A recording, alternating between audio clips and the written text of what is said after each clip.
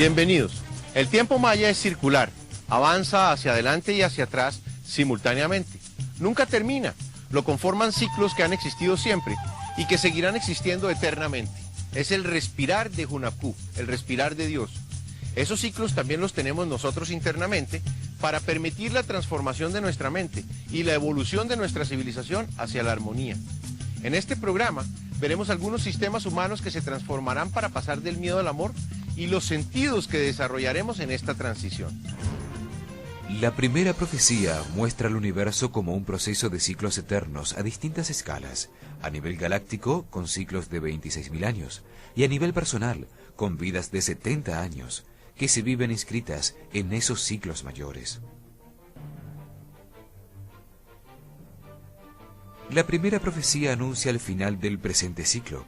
Dice que desde 1999 quedan 13 años, que cada hombre está en el salón de los espejos para encontrar en su propio interior su naturaleza multidimensional.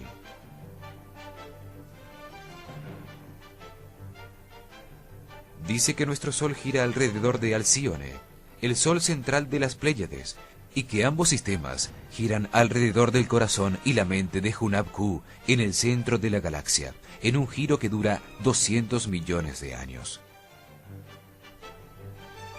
Los mayas, con la primera profecía, quieren abrir la mente del hombre a la galaxia. Dejan codificado en su calendario la fecha clave para la transformación definitiva, el sábado 22 de diciembre del año 2012. Los mayas no hablan del fin del mundo, es más, específicamente dicen que todo se transforma, que lo único que permanece es el espíritu en su viaje de evolución hacia niveles superiores. La segunda profecía dice que las respuestas a todo están en el interior del hombre, que su comportamiento determina su futuro. Afirma que la humanidad se encuentra en un momento de transición fundamental hacia una nueva manera de percibir el universo. Dice que la Tierra y el Sistema Solar están recibiendo un haz de luz, energía e información desde el centro de la galaxia. Que eso está provocando un aumento en la vibración del planeta y las ondas cerebrales y las células del hombre se están poniendo en resonancia, en equilibrio con la nueva frecuencia, ocasionando enormes cambios en su comportamiento. La segunda profecía muestra dos caminos. Uno de comprensión y tolerancia, el otro de miedo y destrucción. En ambos se aprenden las lecciones necesarias para la evolución de la conciencia. Somos nosotros los que debemos decidir cuál de los dos tomamos. Son el cielo y el infierno manifestados simultáneamente. Nos dice que la humanidad se dirige hacia una nueva época de armonía, que para llegar a ella tenemos que enfrentar nuestros grandes miedos y aceptar que las situaciones difíciles las vivimos para aprender de ellas.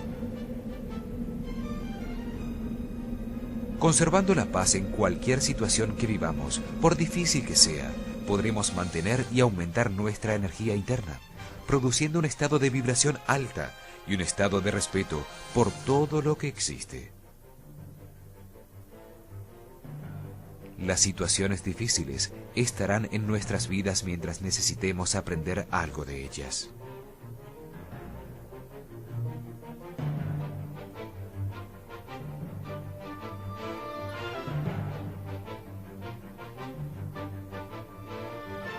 La tercera profecía nos dice que debemos tomar conciencia de nuestra influencia en el planeta para no seguir equivocándonos, provocando su destrucción, como ha sucedido a lo largo de la historia.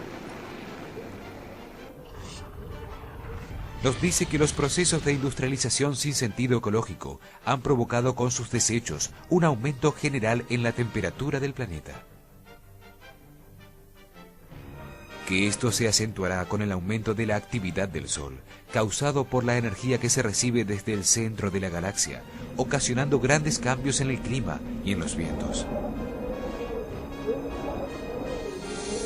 Serán vórtices de energía que limpiarán la superficie de la Tierra, que son la manifestación de la inconformidad de nuestro planeta y de las energías elementales contenidas en su interior. La cuarta profecía nos dice que el hombre debe terminar con su conducta depredadora para sincronizarse con los ritmos de la naturaleza y ajustarse a los cambios que llevarán a todo el universo a una era de armonía. Los mayas nos dicen que los cambios en el clima producirán el derretimiento de los polos, permitiendo así que la Tierra se limpie y reverdezca nuevamente, produciendo grandes cambios en la composición física de los continentes donde vivimos. Todas las profecías buscan un cambio en la mente del hombre, pues el universo está generando todos esos procesos para que la humanidad se expanda por la galaxia, comprendiendo su integridad fundamental con todo lo que existe. La quinta profecía dice que todos los sistemas basados en el miedo, sobre los que está fundamentada nuestra civilización, se transformarán simultáneamente con el planeta y el hombre para dar paso a una nueva realidad de armonía. El hombre está convencido de que el universo existe solo para él, que la humanidad es la única expresión de vida inteligente y por eso actúa como un depredador con todo lo que existe. Los sistemas fallarán para enfrentar al hombre consigo mismo, hacerlo ver la necesidad de reorganizar la sociedad y continuar en el camino de la evolución que nos llevará a comprender la creación. Examinemos el sistema económico que reglamenta, cuantifica y pone precio a las relaciones en el planeta. La economía del hombre contemporáneo está orientada por principios de agresión y defensa y es incompatible con un universo en armonía. Estados Unidos basó su economía en la fuerza militar, con un crecimiento central planificado que dio como resultado gran parte de los dispositivos tecnológicos que ahora utilizamos. La propulsión a chorro para el transporte aéreo, la red vial para el transporte vehicular, los sistemas de computación y almacenamiento de datos y comunicaciones, la biología molecular y los sistemas nucleares de producción, entre otros.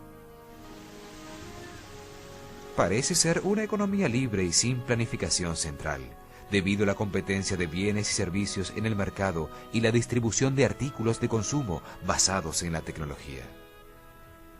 La Unión Soviética, que también había centrado su economía en su enorme poderío militar, a la par de Estados Unidos, tenía un gran problema. El poder político de un individuo dentro del sistema era enorme comparado con su nivel de riqueza. Los oficiales tenían grandes recursos mientras estaban en el poder, pero al retirarse, su nivel de vida se deterioraba significativamente. Para evitar ese quiebre económico, los funcionarios salientes se corrompían. Todo esto puso en graves problemas al gobierno desde su seno mismo, fragmentando a la Unión Soviética en muchas naciones independientes y convirtiendo a todo su sistema en un caos. Lo que era la segunda potencia mundial está en ruinas, y todos los países entendieron, gracias a la Unión Soviética, que hay que tomar otro camino.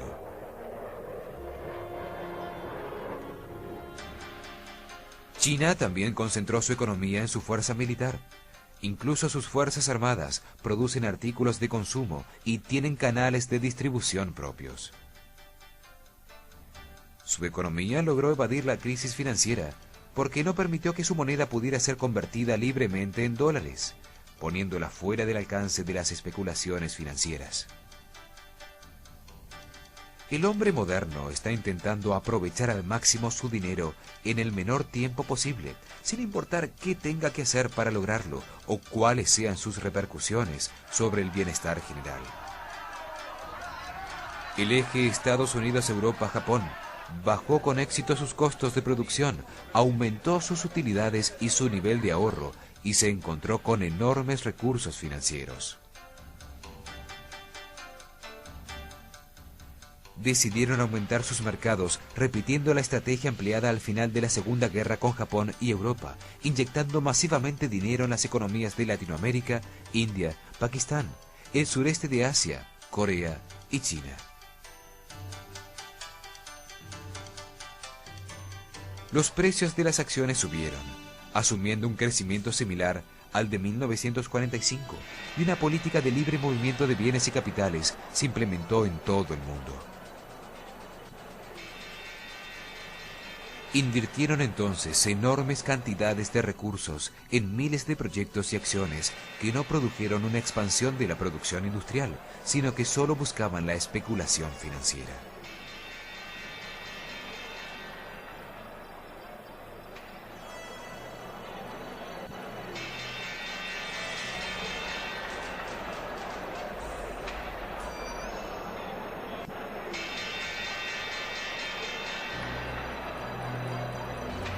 En estos momentos, prácticamente todas las economías del mundo están en crisis y se ha desatado una ola especulativa en todas partes. En un solo día, 1.5 trillones de dólares cambian de manos en los mercados financieros internacionales. Un 15% de caída en los mercados hacen desaparecer una riqueza equivalente a la producción anual de todas las fábricas de Estados Unidos. Desde 1995, la economía mundial no está dominada por el intercambio de automóviles, acero, trigo y otros bienes y artículos reales, sino por el intercambio de divisas, acciones y bonos, es decir, de riqueza virtual, con la que es muy fácil especular.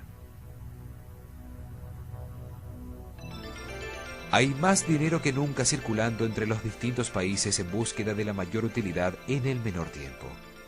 Los mercados de capital se están fusionando en un solo mercado global. La especulación financiera ha alterado todos los índices. La riqueza se ha vuelto invisible. Ya no se invierte en generar industria y bienestar. Lo único importante son los resultados trimestrales.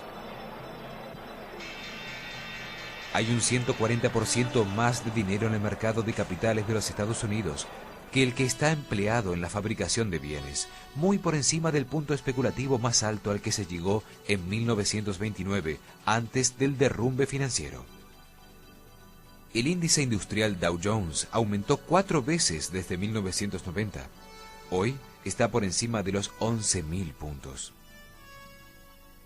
Antes llevaba 72 años aumentar un 15% el promedio de precios-ganancias. Para recuperar su equilibrio, debería bajar 5.300 puntos, una caída del 50%. El New York Times informó que en los años 90, la deuda privada, particularmente la de los consumidores, aumentó a niveles récord y el ingreso anual solo lo hizo en $1.200, pasando de $35.745 a $37.000 en 1990.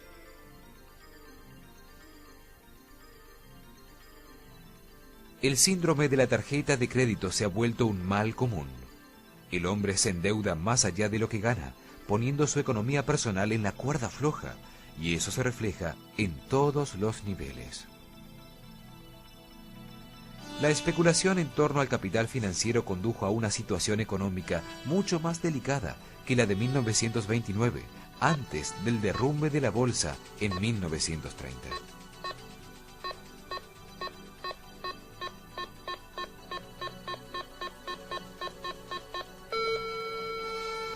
Casi todas las economías están en problemas, y los salvavidas gubernamentales con dinero de bancos que están al borde de la quiebra dificultan aún más todo este proceso.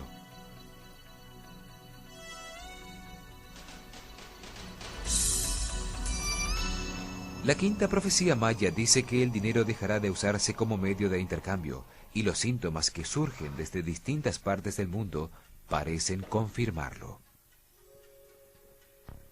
A lo largo de 1999, científicos de todos los países sospecharon que la delicada situación económica podría agravarse por el problema de las computadoras llamado I2K. Diferentes organismos del Estado y compañías de todas partes invirtieron millones de dólares en programas de software y técnicos que fueran capaces de evitar que el caos informático terminara por desplomar el sistema económico y financiero mundial. El pánico surgió cuando los especialistas vieron hechas a través de las computadoras se hacía utilizando años de 2 dígitos en vez de los 4 dígitos reales.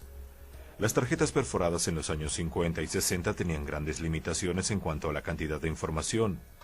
Por eso fecharon la información con solo 2 cifras. Esa diferencia por defecto se fue traspasando a los nuevos sistemas operacionales y computadoras sin ser corregido. Un subprograma anteponía automáticamente al año de 2 dígitos el número 19, para que el hombre viera un año de 4 dígitos, aunque realmente la computadora estaba procesando 2 cifras.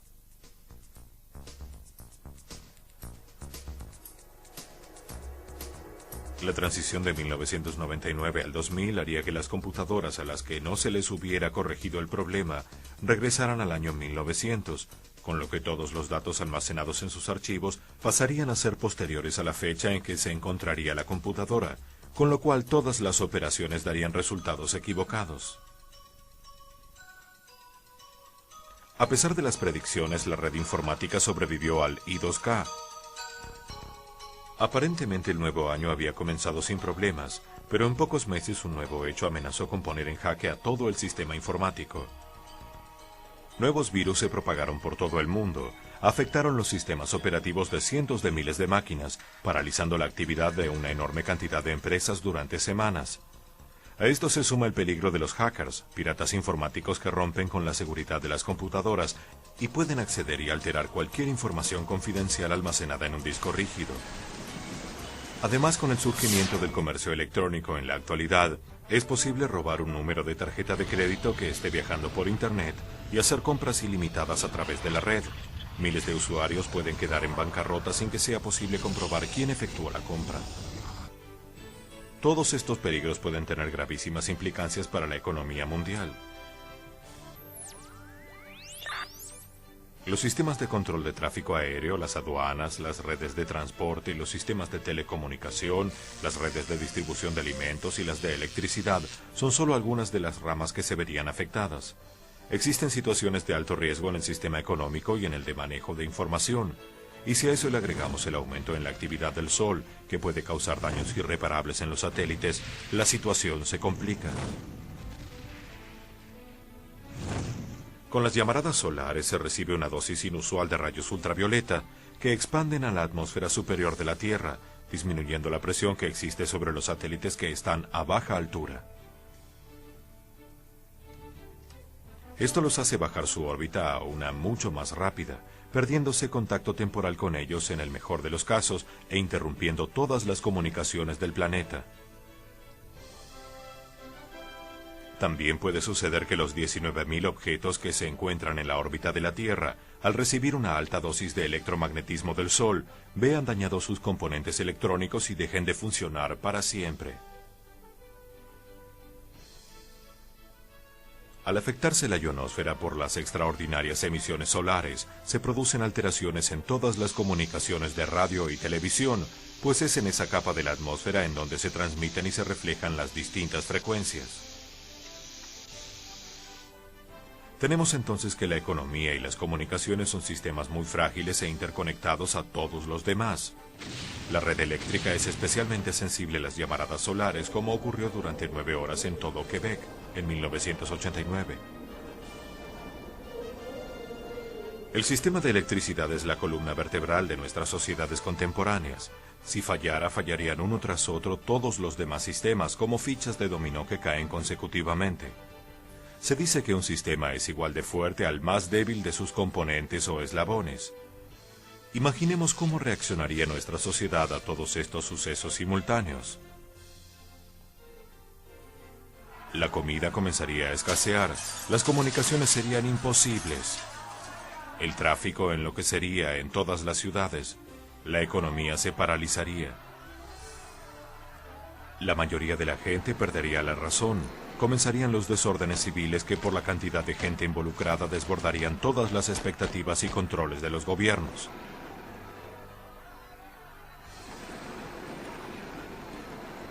Esta situación de descontrol total modificaría para siempre todos los sistemas de la sociedad.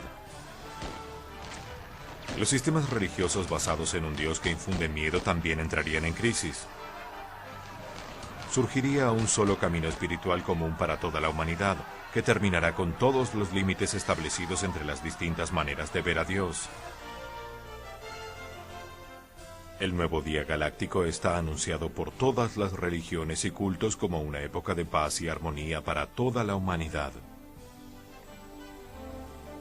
Es claro entonces que todo lo que no produzca este resultado debe desaparecer o transformarse. La nueva época de luz no puede tener una humanidad basada en la economía militar de imposición de verdades por la fuerza. Los nuevos tiempos de armonía universal no pueden estar basados en un sistema no equitativo de distribución de la riqueza, representado en el dinero, la riqueza virtual y la especulación financiera. El amanecer de la galaxia debe basarse en el profundo respeto de los unos por los otros y en el reconocimiento de todo lo que existe como otra parte de cada uno. Por eso, no se necesitarán aparatos represivos. La nueva humanidad no necesitará de sistemas tecnológicos de comunicaciones existentes, pues el hombre estará conectado mentalmente y la violencia dejará de existir. Estamos en el final del ciclo de la noche de 5.125 años, en el final de un día galáctico de 26.000 años, a punto de entrar en el amanecer de la galaxia. La época de cambio que los mayas denominaron el tiempo del no tiempo, también fue profetizada por otras culturas y religiones.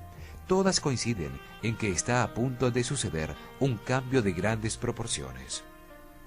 Para los budistas, aproximadamente en el año 500 a.C., Buda puso en movimiento la rueda del Dharma, y al hacerlo, dijo que ésta daría 5 vueltas, y que cada una duraría 500 años.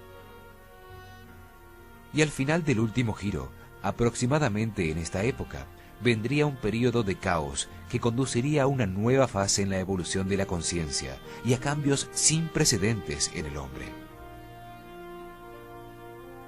Los indios de la tribu Hopi tienen una roca tallada de 2000 años de antigüedad, ubicada en Mesa Negra, Arizona. En ella se muestra el gran espíritu que lleva 2 caminos. El primero material, tecnológico, de la raza blanca. El segundo, espiritual, verdadero, de los Hopis. Los 2 caminos avanzan paralelos, pero al final, después de una época de purificación, el camino tecnológico zigzaguea y desaparece, mientras el camino Hopi florece hacia el quinto mundo. Sus sacerdotes vieron el final de este cuarto mundo a través del fuego, después de cumplidos 4 signos. Caminos de metal con caballos de acero, partes de la luna que se traerían a la tierra y la construcción por parte del hombre de una casa que flotará en el cielo. La casa en el cielo fue la estación Mir soviética, que debió ser abandonada porque tenía altas posibilidades de estrellarse sobre la Tierra y ocasionar una catástrofe. El hombre se encuentra totalmente desconectado de la naturaleza. Esto puede verse en la manera en que medimos el tiempo y la tecnología que tenemos a nuestro alrededor. Ondas de radio, microondas, radares, teléfonos, televisión y todo tipo de frecuencias electromagnéticas nos están aislando de la vibración fundamental de la Tierra, y los sucesos extraños son cada vez más frecuentes en ella. Otro de los fenómenos extraños que han surgido últimamente es la aparición en Inglaterra y en otras partes de más de 3.000 formas geométricas espontáneas que se forman en los cultivos.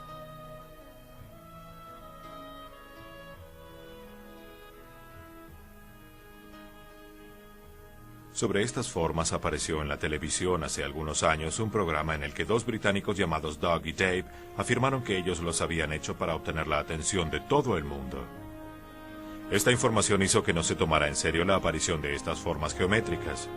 Sin embargo, continuaron apareciendo cada vez más intensamente. Desde abril de 1999 el fenómeno se ha disparado. Ahora aparecen en 3 y 4 sitios en distintos países simultáneamente cada noche. Inclusive dentro de áreas militares restringidas donde nadie puede entrar a voluntad. Existen organizaciones dedicadas a investigar los fenómenos con páginas de Internet dedicadas a su divulgación.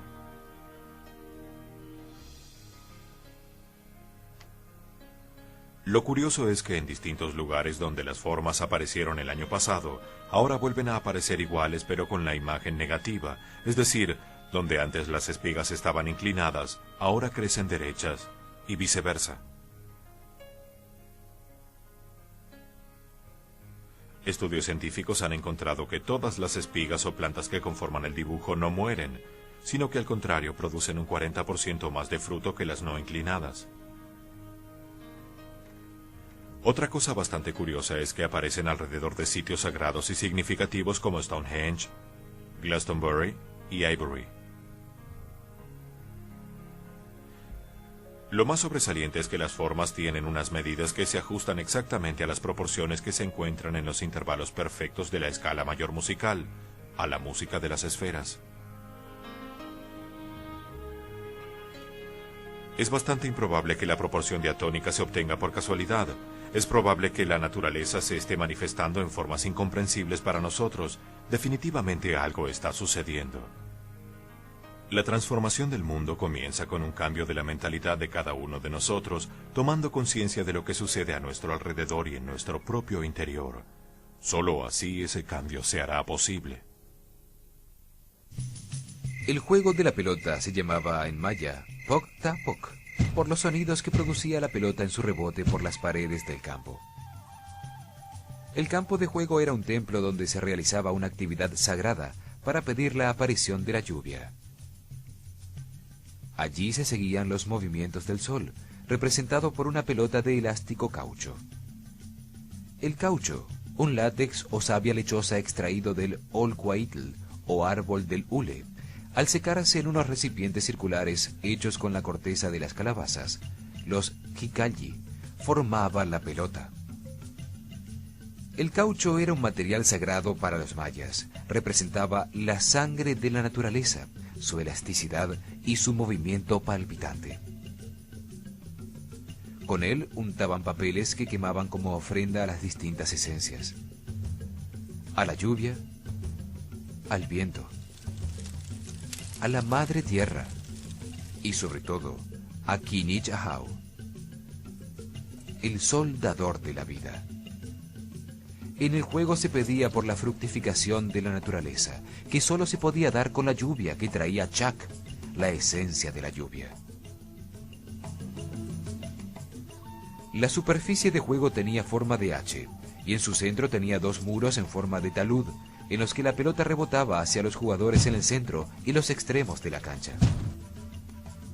En Chichén Itzá, el campo de juego de pelota era ceremonial, por eso su tamaño es gigantesco. Mide 170 metros por 35 y estaba orientado también en posición 17 grados noreste, como la pirámide de Kukulcán. En el centro de los muros laterales hay unos bajorrelieves en piedra. Son 13 personajes de pie, representan los 13 movimientos que realiza el sol, desde que sale hasta que se oculta. En el centro hay un personaje sin cabeza, y de su cuello salen 7 serpientes de cascabel. Esto simbolizaba el momento cuando más fuertemente se recibe la energía del sol, al mediodía, en los 7 puntos que conectan al hombre con el cielo, los chakras.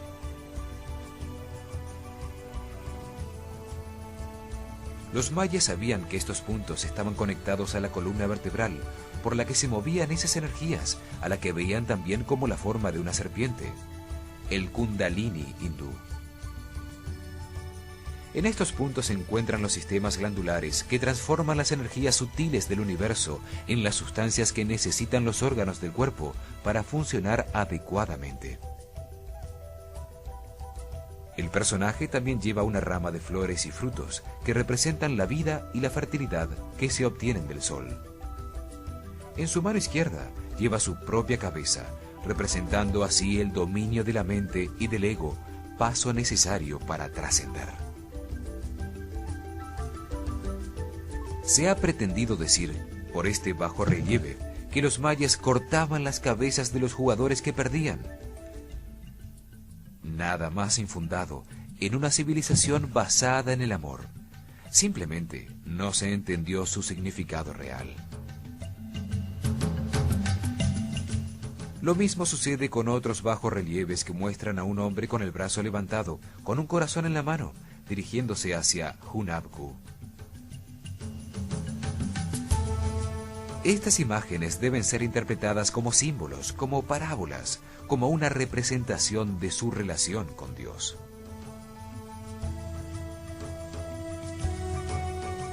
¿No es acaso el corazón de Jesús un símbolo similar? ¿Podría una civilización futura conjeturar por esa imagen suya mal comprendida que los católicos le sacaban el corazón, lo envolvían en espinas y luego le prendían fuego en misas de sacrificio? El campo de juego de pelota en Chichén Itzá era un gigantesco templo donde se realizaban ceremonias para seguir y confirmar los movimientos del sol contra sus paredes laterales. El resto de las ciudades mayas también tenían su campo de juego de pelota, pero su tamaño era más cercano al de un campo de baloncesto, con la escala adecuada para 6 a 8 jugadores.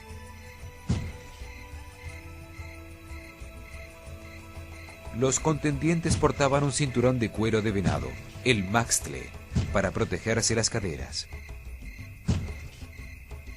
También usaban guantes de cuero y protectores en el antebrazo y la rodilla izquierda. La pelota se ponía en movimiento con una salida similar a la del voleibol actual, y los jugadores contrarios podían hacerla rebotar en sus caderas, muslos y antebrazos. El objetivo del juego era tener la pelota en movimiento permanentemente mientras se marcaban puntos en contra del otro equipo. Se ganaba un punto cuando la pelota pasaba la raya en uno de los dos extremos del campo contrario. Se ganaba el juego cuando la pelota era encestada en un aro de piedra o madera que existía a ambos lados del espacio central. El aro representaba la apertura en la tierra que servía al sol para descender al inframundo y resurgir de él. Cuando era traspasado exitosamente por la pelota de caucho, simbolizaba el momento en que el sol se ponía, terminando el juego inmediatamente. En ese momento, los espectadores que apoyaban al equipo contrario debían entregar sus mantas y ruanas de algodón a los espectadores que apoyaban a los ganadores, y se realizaba una gran fiesta que duraba varios días. Si queremos vivir una nueva era de armonía, la primera tarea es aprender a tener buenas relaciones con los demás, sentir y reconocer cada día los ciclos de la naturaleza, del sol y la luna. Abrir la mente a la nueva información y a la galaxia, intuir la realidad más allá de los sentidos y no limitarnos por los conceptos del tiempo y el espacio. Los mayas sabían que la materia es indestructible, se organiza y desorganiza eternamente, es decir, se transforma. Cuando sale de ella, el espíritu se desorganiza, se cohesiona y organiza de acuerdo a los códigos genéticos de origen divino, cuando entra en ella el espíritu que la anima. Para ellos, el cuerpo físico, el material, el Huidil Lil, es sólo una masa de energía densificada, materia indestructible, eterna, que sólo cambia permanentemente.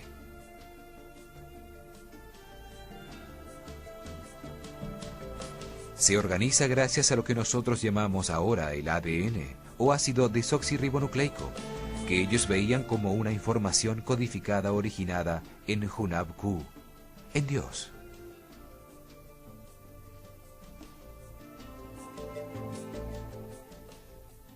Llamaron Ol al ego, a la personalidad que se disuelve después de cada reencarnación. Para ellos, Ol es la conciencia temporal del ser humano, el yo. Existe desde que el ser nace hasta que muere, es el resultado de las creencias acumuladas por las experiencias de la vida que se archivan en la mente. Es lo que define el comportamiento de las personas, sus emociones y sus sufrimientos. Veían a esta conciencia en la mente y la ubicaban en la parte superior del cráneo. En la lengua maya se dice Bugnonil Buklem. Significa vestido grande y luminoso. Es donde radica la inteligencia, la destreza, la habilidad, de donde sale la luz y se viste uno de resplandor.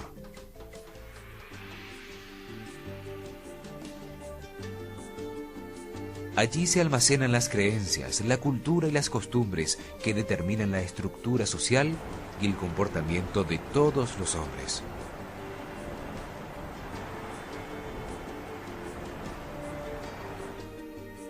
Su capacidad de aprendizaje es diferente para todos los seres humanos, ya que depende de su potencialidad genética, de la herencia de sus antepasados y de los efectos de su recorrido por otras vidas, de su karma. Karma se entiende como el destino trazado de las experiencias que el hombre debe vivir para completar su aprendizaje en esta vida, la parte difícil de lo que vivimos. Ellos creían que el Ol, el ego o la mente, estaba en una dimensión más arriba que la tercera dimensión, en la que se encuentra nuestro cuerpo físico. Para los mayas, la materia se organiza, se teje en el tiempo gracias a la información divina para contener en su interior al hombre, cuyo propósito es servir de vehículo de evolución al espíritu.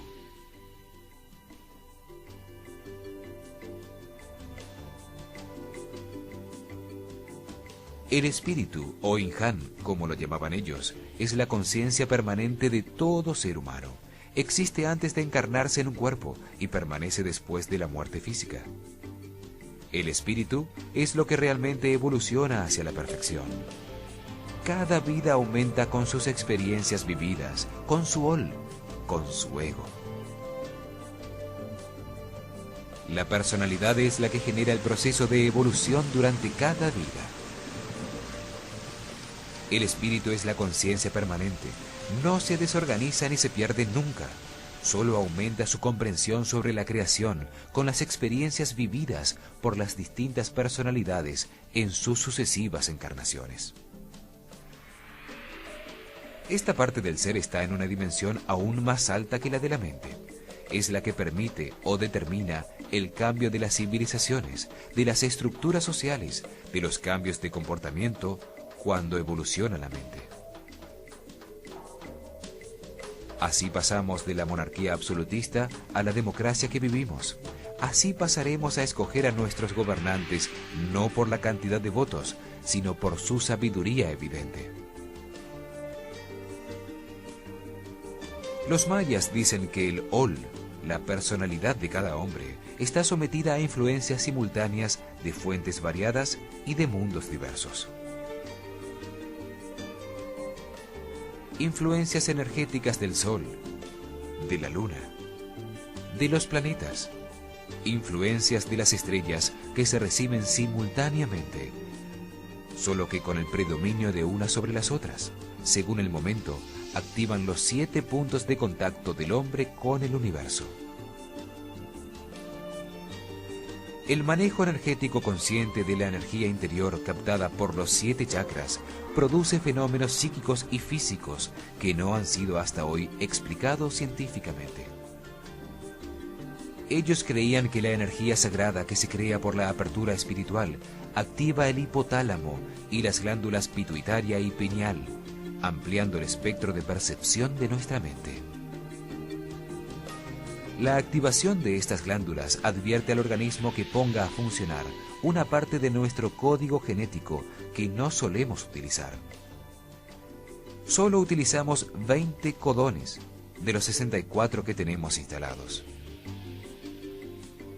Los mayas creían que esto permitía a todos los hombres conectarse desde su propia mente individual con la mente del Sol y a través de él con la mente universal, Hunab-Ku, en el centro de la galaxia.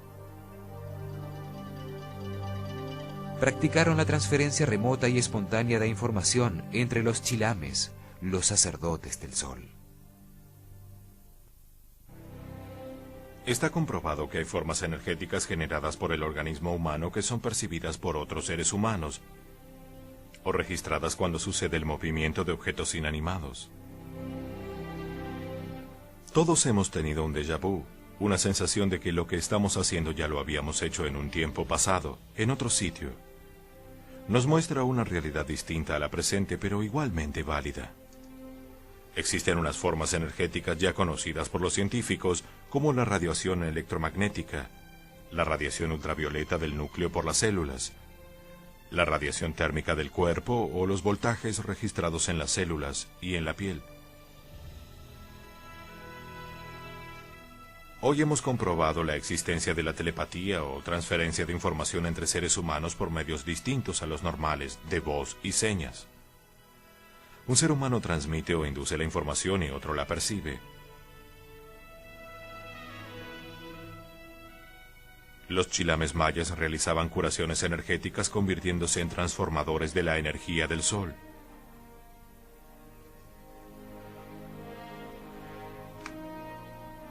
Los mayas creían que la causa principal de las enfermedades estaba en relación con el equilibrio de los fluidos de la sangre, del ácido úrico. Creían que las sustancias tóxicas de este ácido estaban influidas por la luna. Descubrieron que su eliminación sigue los ritmos de la fase de la luna. En luna nueva la sangre tiene muy poco ácido úrico. En luna llena tiende a cristalizarse y envenena la sangre. Ellos utilizaban la influencia magnética de la luna para curar. Durante la luna creciente cortaban una ceiba, su árbol sagrado, al que llamaban Simanchen, y con él hacían tablas. El momento del corte era muy importante para que la savia estuviera sana y pura, pues sabían que conducía fuerzas positivas y negativas de características electromagnéticas. Dejaban la tabla sobre la Tierra en dirección norte-sur, expuesta a la luz durante un mes lunar, magnetizándola. Sobre ella acostaban al paciente. Si querían sacar fluidos tóxicos del organismo, colocaban su cabeza en dirección sur. Si querían atraer las energías hacia el interior del cuerpo, colocaban la cabeza en dirección norte.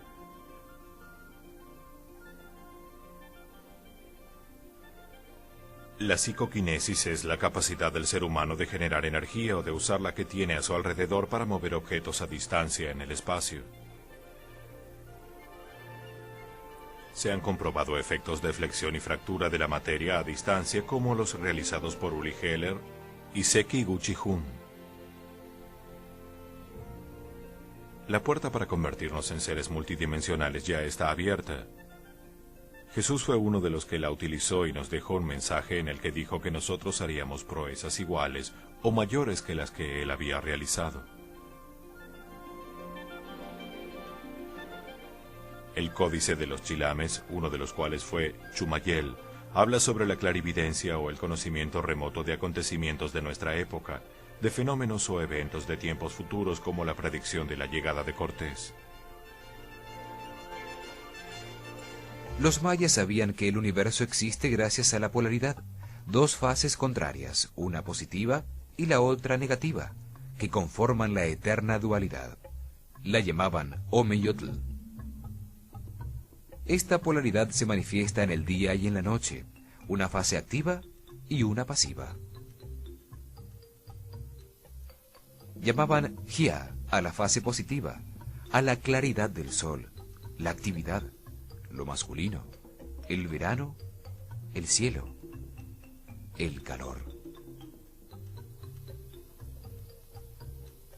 Llamaban Hu a la fase negativa, a la sombra u oscuridad, el reposo, la luna, la femineidad, el invierno, las nubes, la lluvia y el frío.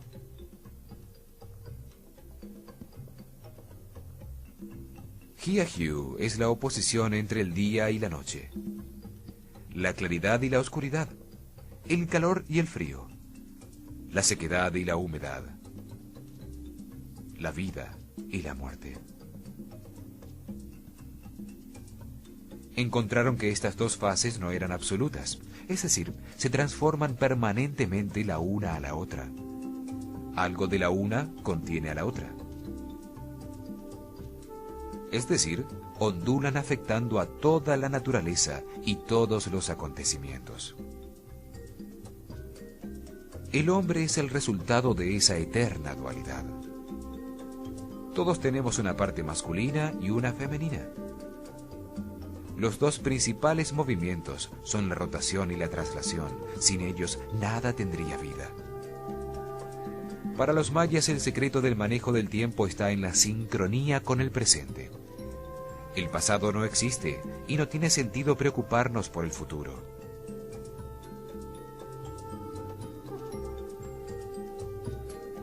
Para ser felices, debemos localizarnos en el tiempo presente. Este se encuentra en el centro del símbolo del infinito, el número 8. Atrás, la vuelta de su pasado. Adelante, el círculo de su futuro. Estos círculos están siempre en movimiento. Representan estados mentales que convergen en el punto de cruce, en el presente. La mayoría del tiempo no estamos sincronizados con el presente, sino preocupados por el futuro, o añorando o evocando el pasado, tiempos que realmente no existen. En nuestro próximo programa veremos la sexta profecía. Habla de la transición final de este ciclo al siguiente, al amanecer de la galaxia. Predice la aparición de un cometa que producirá grandes cambios físicos en nuestro planeta.